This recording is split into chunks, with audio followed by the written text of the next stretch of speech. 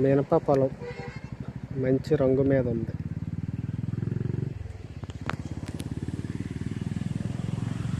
ఇది మినప మొక్క. ఇగో కాయలు చూసారా ఎట్లా ఉన్నాయో, గుత్తులు గుత్తులుగా కాసినాయి.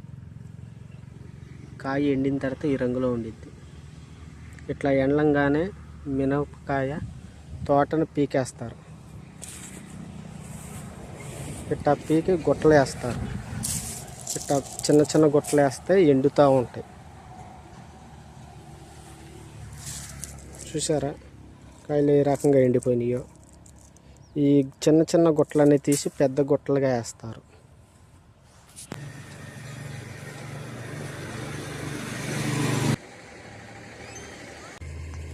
మినపకాయ మొక్కని ఎండిన తర్వాత ఇలా పీకేసి మొక్కలని ఇట్లా వరుసలో పెడతారు.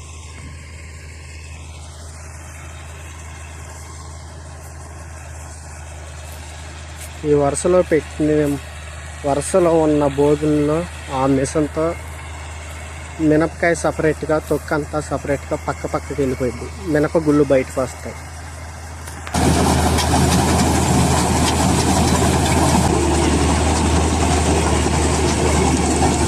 ఏడో సంవత్సరం 6వ సంవత్సరం ఇది ఈ మిషన్ లేపుతాం.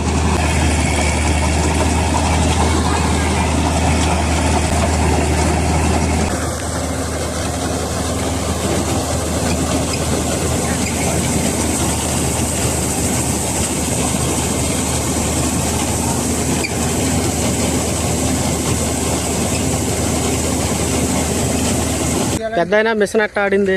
మిషన్ బాగానే ఆడింది. పర్లేదా? రైతుకు ఉపయోగకరమేనా? రైతుకు ఉపయోగమే, పర్వాలేదండి.